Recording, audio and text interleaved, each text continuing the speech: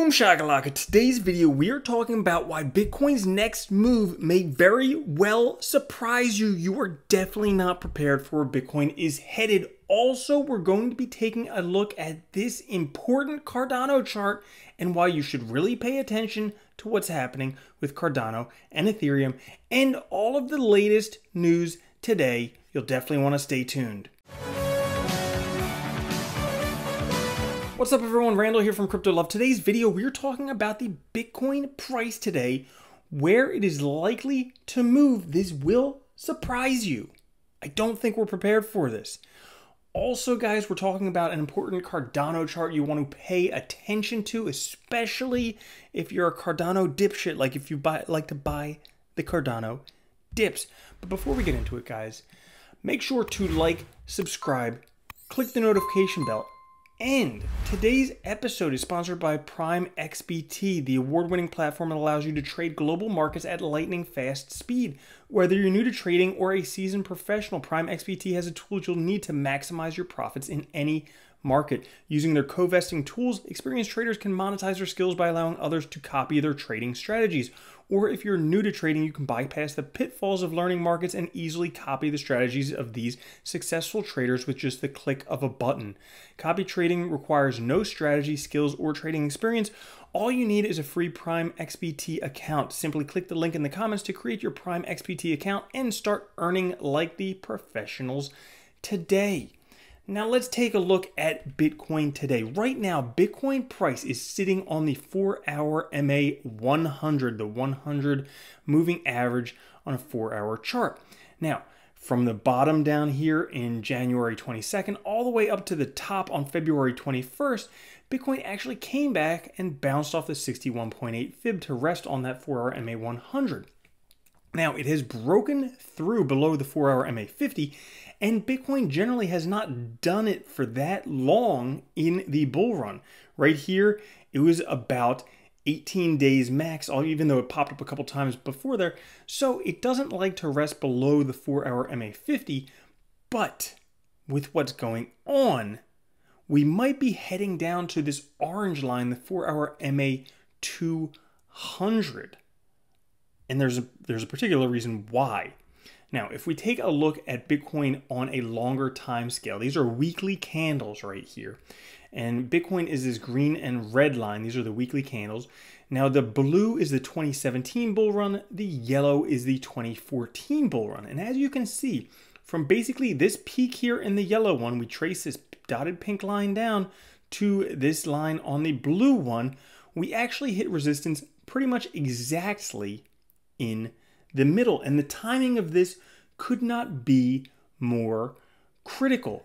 As we see here, we are coming up into March. We are days away from March. March historically is a very bad month for Bitcoin.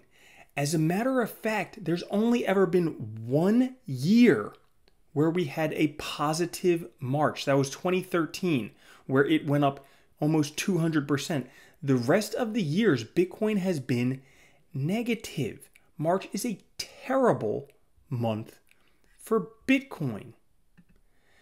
Now, as of right now, Bitcoin has found support on what Willie talks about, this consolidation level, the $48,000 consolidation level. And shockingly, this occurred exactly when Bitcoin hit, every time it seems like it's going up a new color level on this Bitcoin rainbow chart, it basically hits resistance and falls back down. It happened when it was going from yellow to orange. Now it happens from orange to darker orange. It happened again. Well, if we take a look at where Bitcoin could be heading, it has hit some resistance. Next month, historically, is terrible.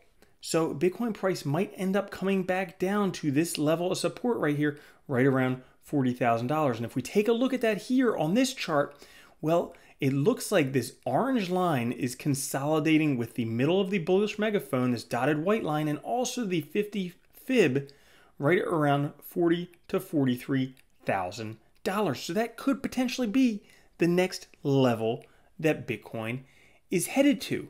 Now, is this bad? Well, not particularly. MicroStrategies is still buying up more and more Bitcoin. They are betting big on Bitcoin. Other companies are betting big on Bitcoin. And you're like, well, why isn't the price going up? Because they're buying over the counter. It doesn't affect price. It just affects supply. And we're going to be having a significant supply shock coming up. Now, before we get into the rest of the news, a lot of you guys want to know what's going on with Cardano because, I mean, I think the whole market is a Cardano fanboy right now. But basically with Cardano, this is the Cardano ETH comparative. And as you can see, we have a sideways megaphone. Not bullish, just sideways. It basically goes up and comes down and goes up and comes down and goes up and comes down and goes up. Well, what would be the next move? I bet you know this one. Comes down. Unlikely that it will break out and continue going up. However, there's news. In March, Cardano's Mary Protocol update confirmed for the March 1st launch on mainnet. Cardano's already up 474% in 2021.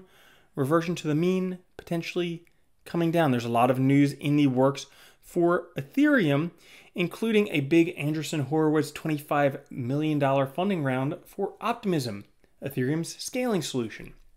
Now, with the rest of the news out there, big news today, all the Federal Reserve's wire and ACH systems go down. Wow, guess what? It's not that trustworthy. It basically crashed today. Good thing we have other things like Bitcoin where you can send insane amounts of money and it's pretty much cheap.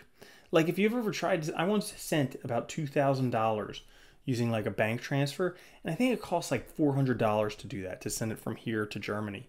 Whereas you send Bitcoin, definitely not that expensive.